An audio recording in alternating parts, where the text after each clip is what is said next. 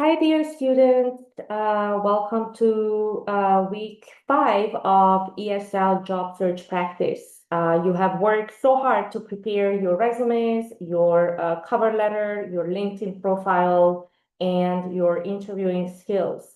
This week, we will bring everything together to help you confidently continue your job search journey.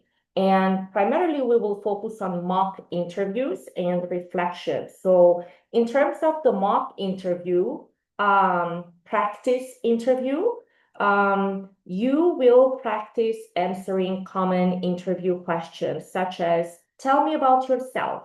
What are your strengths? Why do you want this job?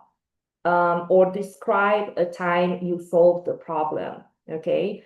So the mock interview is followed by a self-reflection. Okay. But for the interview, you will record a short video answering one interview question at least.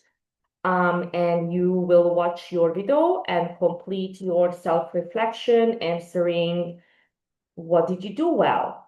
What would you like to improve? And how did you feel while answering the interview question? Okay. Why does the mock interview and reflection matters? Interviewing is a key skill for your job search in the US. Practicing your answers and body language will help you speak confidently about your skills and experiences, reduce nervousness during real interviews, learn how to highlight your strengths in clear professional English, and understand what employers expect during interviews. So again, this week's assignment is the mock interview and self-reflection about your interview performance. Keep in mind that interviews are a chance for employers to learn about your strengths and your skills. And they are also an opportunity for you to show your personality and learn about the company so that you understand whether this is a good fit for you as well. Okay. So practicing now will help you feel ready for your real interviews in the future. If you have questions or want feedback on your answers, I'm here to help you succeed. Very good. So let's then start with this is the overview of the assignment that I just talked about. Let's now continue talking about particular methods, okay, for interviews, and the STAR method and the think aloud method, okay. We will talk about those. So let's talk about before we talk about the start and think aloud methods, let's talk about what is a job interview. An interview is a conversation between you and an employer to learn about each other and to see if you are a good fit for a position. You will practice answering common interview questions, talking about your experience, and asking questions professionally. It's very important to ask questions during the interview. Don't just say, I don't have any questions, okay? The US interview expectations, let's briefly cover that topic as well. Based on my experience, it is always very important to be on time for the interviews, dress appropriately, and greet with a firm handshake if you are in person, or a polite hello if you are online. And use clear, polite, and direct language to answer questions. Be ready to share examples of your skills. Maybe you can use the STAR method. The STAR method is situation, task, action, result. Okay. We will talk about this method in the next slide. And I think that the US interview expectations relates also to body language and confidence. Okay. So in the US, it is preferred that we maintain eye contact during the interview, sit up straight, and speak clearly. Practice calm, confident body language to help you feel and appear prepared. Okay. Okay, I think that's all I have. And let's now talk more about the STAR method. Okay, and as you see it on the slide, during interviews, employers can often ask behavioral questions like, tell me about the time you solved the problem. Describe a situation where you worked in a team. Give an example of when you managed multiple tasks. These questions help employers understand how you act in real life situations. So if you want to answer clearly and professionally, you can adopt the STAR method. So let's talk more about the STAR method. S stands for a situation. So basically, the first step for you is to describe the situation to give context. For example, last year I was working on a team project at the school, and we had a tight deadline. Step number 2 is T, task. Explain your responsibility in that situation. For example, you can say, I was responsible for organizing the research and making sure everyone completed their parts on time. The third step is A, or action.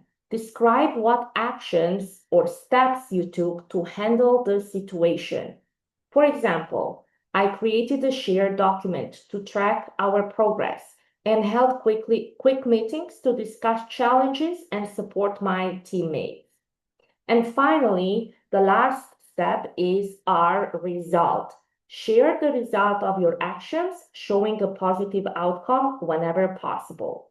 For example, we finished the project on time and received positive feedback from our teacher for our teamwork and organization. Why use the STAR method?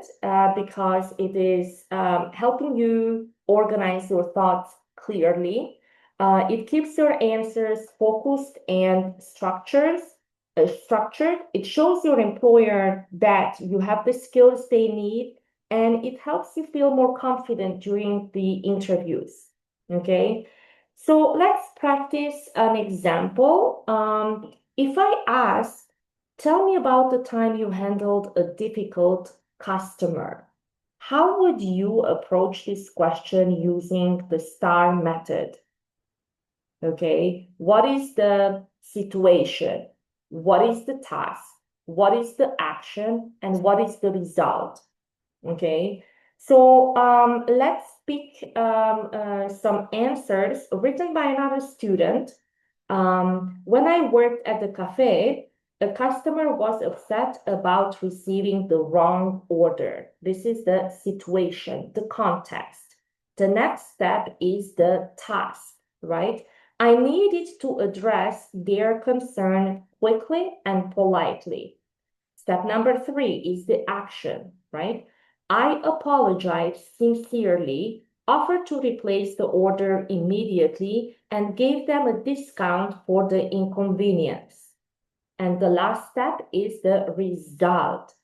The customer was satisfied, thanked me for resolving the issue, and continued to visit the cafe regularly. All right. So even based on this example, you can see that it's a structured, clear, focused, and short answer, to the point answer, right? Let's talk about some tips for using the STAR method. Keep it concise.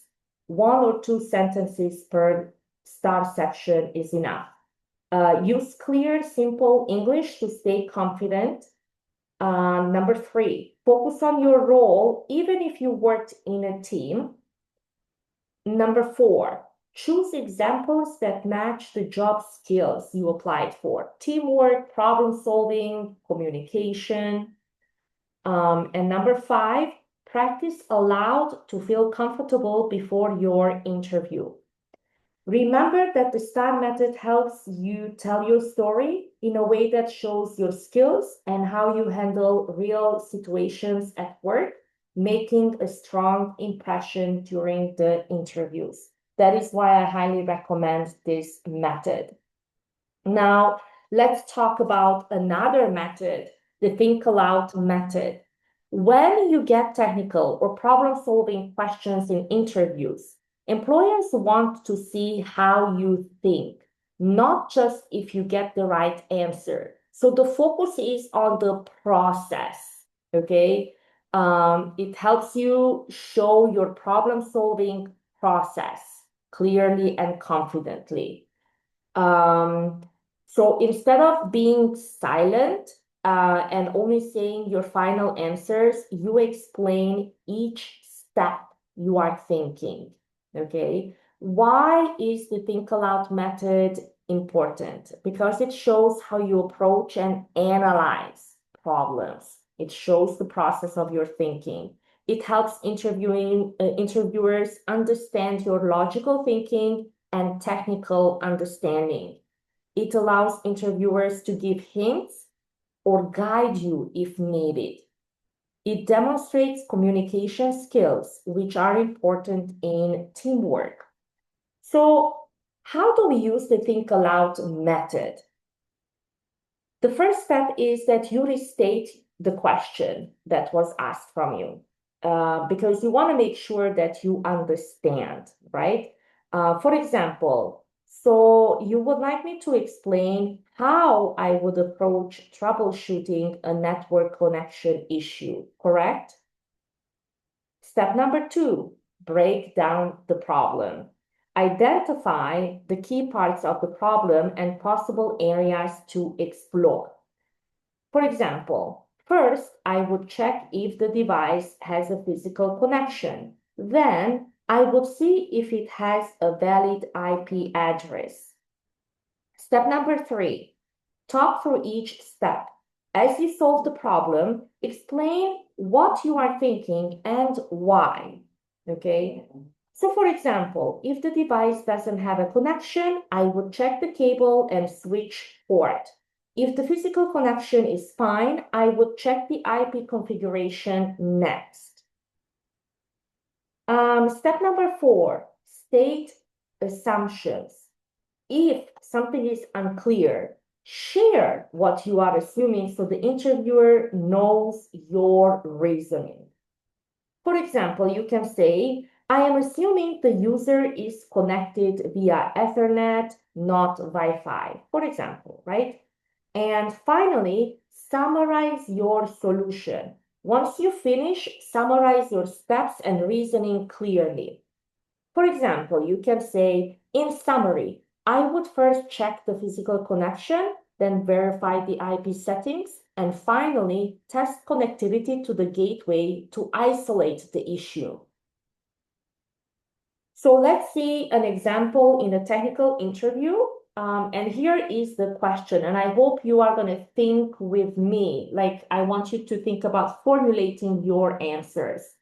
So this would be the question. How would you debug a slow website? So think about your think aloud response. You could say something like, first, I would confirm that the slowness is not local by testing from different networks. Next, I would check if the server's CPU and memory usage are high, which could indicate resource issues.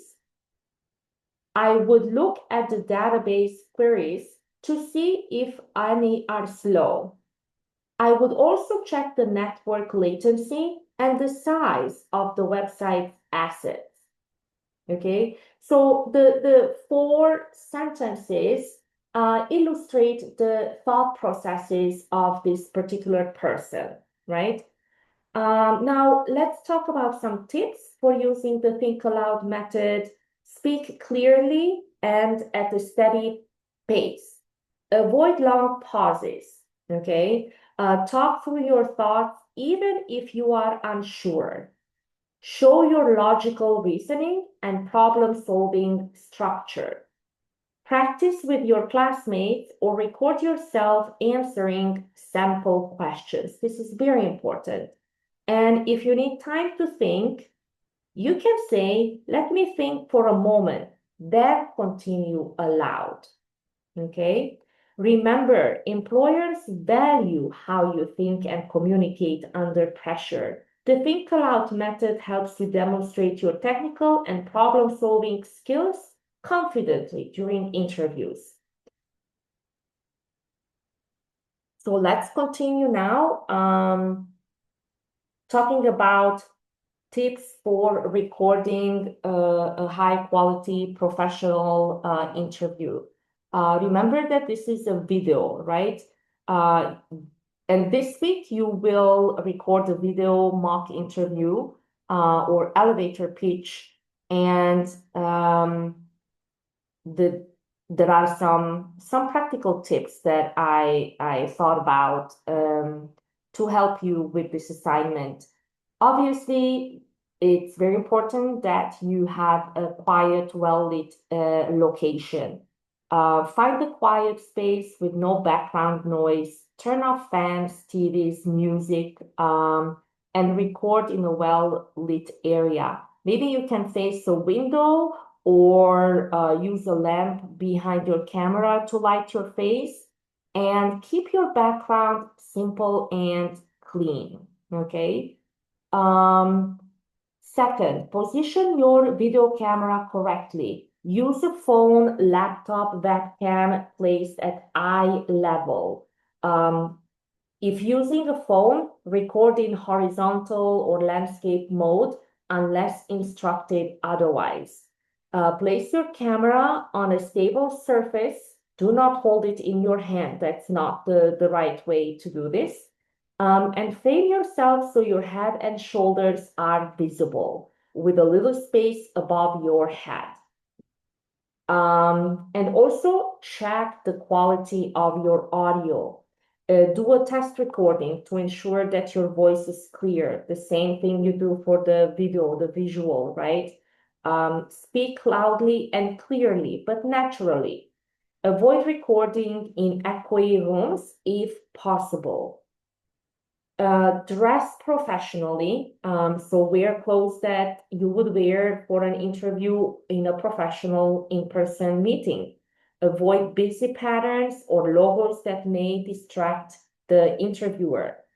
Keep your hair neat and away from your face. Use positive body language. What does it mean? Sit or stand up straight with relaxed shoulders. Smile naturally to show enthusiasm and confidence, and use natural hand gestures if they help you express yourself. Just don't overdo it, please. And finally, keep it within the time limit, okay? So we typically aim about 3 minutes for a mock interview or 30 seconds for an elevator pitch. And I can't emphasize this enough. Prepare, but don't memorize. So review your key points, take notes. I always write a script, especially if I haven't done interviews for a long time, and then practice from the script and practice aloud. Use bullet points to sound natural. And if you make a mistake, pause, take a breath, and continue confidently.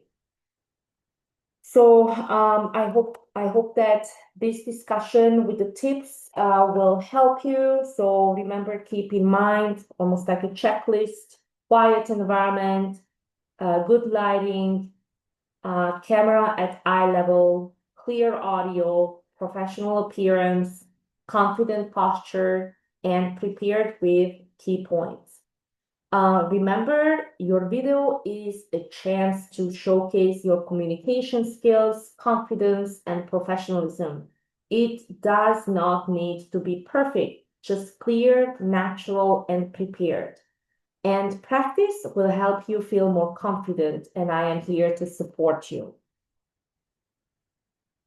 Now, let's talk about the reflection guidelines. And again, the whole purpose of the reflection is to support self-awareness and growth. So watch your video and think back what went well, what was challenging, and what will you improve. And then finally, I encourage you to ask questions in the Q&A board in Canvas if you need help with the assignment. And I am hopeful that many of your colleagues will be able to help out with a quick response.